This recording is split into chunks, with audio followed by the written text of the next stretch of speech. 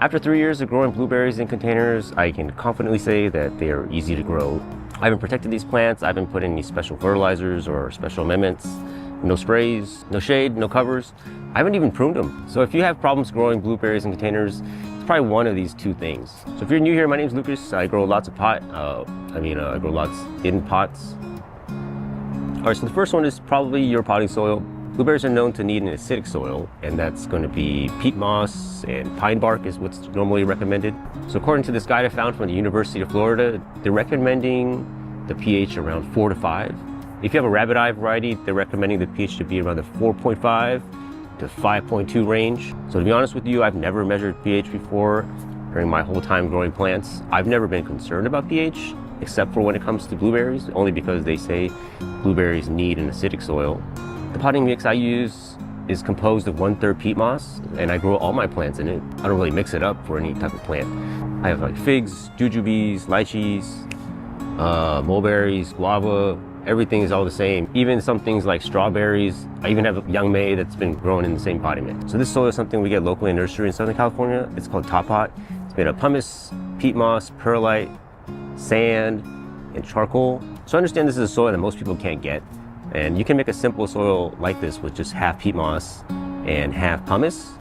And if you can't get pumice, you can also substitute it with perlite. Perlite is a lot lighter than pumice and it breaks down faster.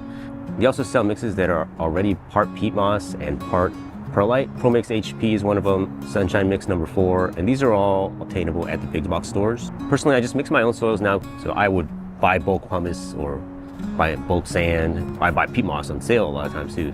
And I just kind of store here and I mix it together. And the key to this soil is that aside from the peat moss, it's an inorganic mix. It's basically mineral based. Peat moss does not break down so fast. And it's kind of a similar situation with like the hard pine bark nuggets. That stuff does not decompose very quickly. But I'm super paranoid. I don't like any kind of wood inside of my containers because I'm scared that they're gonna break down and rot out the plants. Peat moss is not something that breaks down quickly, and it takes several years for it to decompose completely. This is the same reason why I don't use coconut coir, because big cocoa is trying to shut down peat moss. I don't know if that's true, but a coconut and peat moss are not the same thing. They kind of retain water in similar ways, but that's where the similarities end. Peat moss is what acidifies the soil, and cocoa is a shredded up coconut. I'd rather grow in some swamp grass or whatever peat moss is. It just seems to make more sense. My plants seem to grow better from it. So with that mineral-based soil, you don't have to worry about your plants going anaerobic from overwatering, and you can just basically water all you want.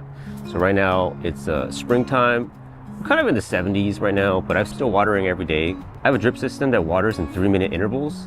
So every few hours it'll just kick on and just water for 3 minutes. And I don't worry about my plants getting waterlogged. That applies for my citrus, my avocados, my blueberries, any plant, because there's nothing in there that can rot. So this brings us to the second reason why I think most people are failing with blueberries is because they are underwatering. You can't just keep it waterlogged, especially during cooler climates, because once things start going anaerobic, the plant can't breathe, can't absorb oxygen from its roots. So you have to wait for the soil to dry out, and then the plants can take a deep breath. But if nothing's going anaerobic, then there's no oxygen deprivation. The plants look really green, whatever is kind of red. They're kind of holdovers from the wintertime. So even though you can water as much as you want, this is not to say that you should water constantly, especially in containers, because we have to manage the nutrients, the fertilizers that are inside the pot. If you're watering constantly, you're just flushing everything out. So you do need to find the balance. The best scenario is to make sure everything is evenly moist. And that could take some trial and error from you. But now that I have drip, I am doing what is called pulse watering. That's what somebody told me. And it's basically watering many times a day for short durations, and that will make sure everything is nice and moist. Before I had drip, I would just hose them down once a day. Once it got to around 100 degrees, I would water twice a day. It did get to 110, and I watered 3 times a day, but blueberries don't use as much water as, say, a fig or a jujube. Those things just drink up water constantly. If you do happen to let it dry out to a point where it's damaging to the plant, it could take about a year for it to bounce back and recover. If you just have a small one, it might be best just to start over, because you're wasting a year anyway. So I like to buy my plants small like this. The cheaper, the better. And even better is if I can propagate them myself and get them for free. But what I do is every new plant, I will clean off the old soil. So in here is the grower medium, which is mostly bark-based soil. But I'll show you how I prepare my soil and do a fresh install. This is Sunshine Mix number 4. You can get it at Home Depot. So this is 70% peat moss and about 30% perlite. I normally mix my soils on a tarp, but since it's just one plant and it's for demonstrations, I'll just do it in the bucket. I'm gonna add some pumice in here. I know it's hard to find, so you can substitute with perlite, but pumice seems to last longer because it's harder and doesn't like turn to dust as easily. This is the bigger pumice. I prefer 5/16, but we are kind of have a shortage of pumice down here. Now we just mix it up. So we have in the end. This is mostly just peat moss, perlite, and pumice.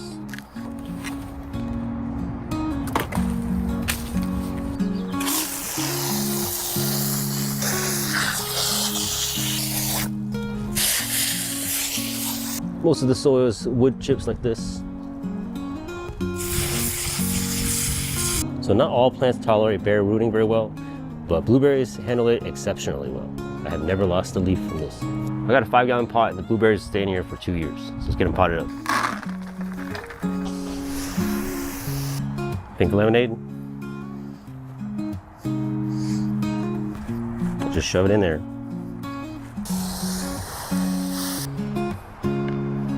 All right, so this guy's all set up. It'll be good for 2 years. Just need to remember to fertilize. So once you got your plants installed, you have to make sure you have your fertilizer in there. I always start off my new plants with some Osmocote Plus and some organic fertilizer. I don't have any specific one. Right now it's Dr. Earth Food Tree because I have a big bag of it. If you're just going organics, I would suggest you add fertilizer again every month or so. With the Osmocote Plus, it should last you about 4 to 5 months, maybe 6 months, depending on the heat. And then what I like to do is when I reapply my Osmocote Plus, I will also add more organic fertilizer at that time. Wow.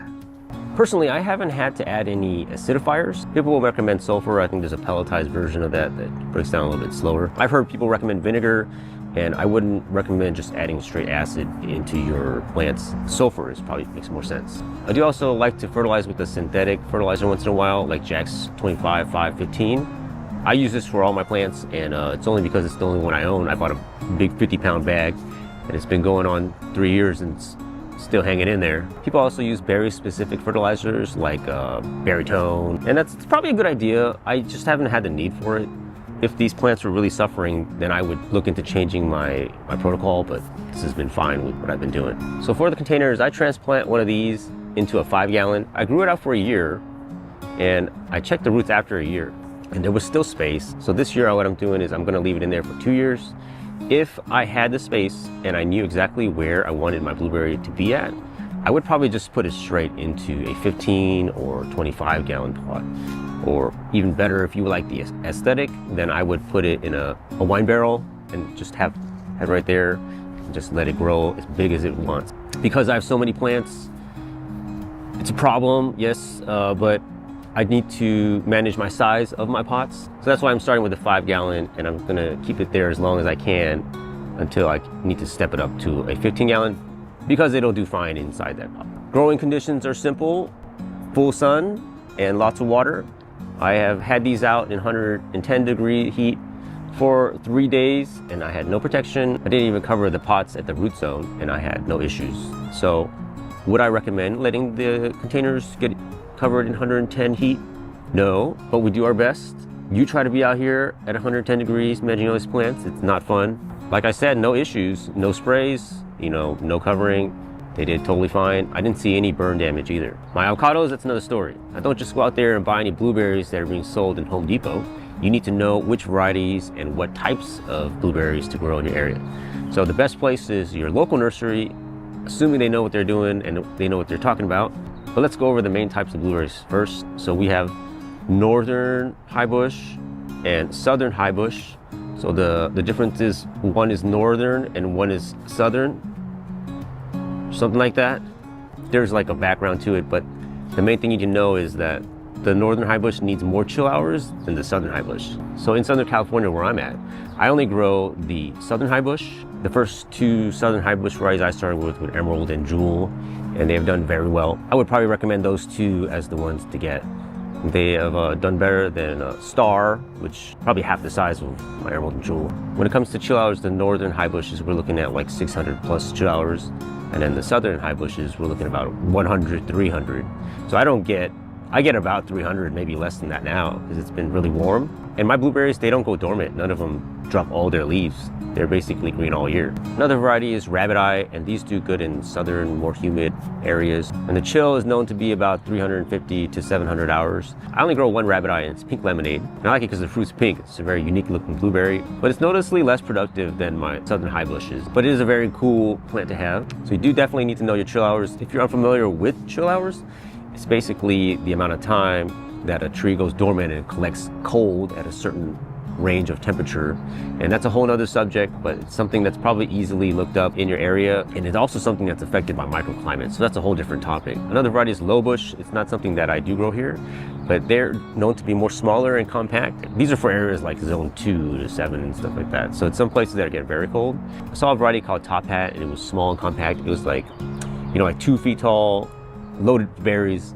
And I can't grow that here because it doesn't get cold enough. But I was thinking I can just shove it into the refrigerator in the winter and get its chill hours that way. I don't know if anyone's ever tried that.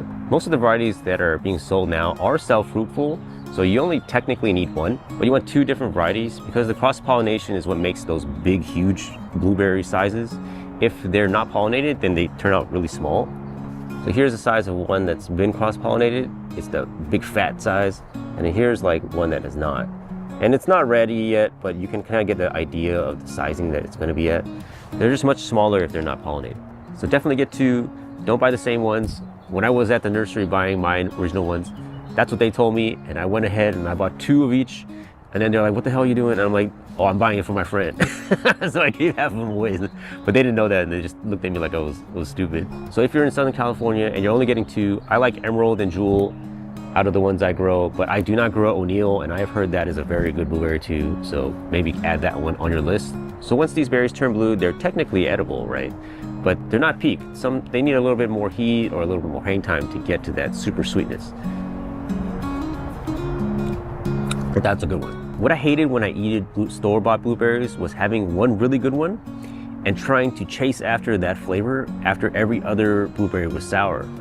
I would be like, oh man, it's a good blueberry, and then, oh, it's sour, it's sour, it's sour, it's bad.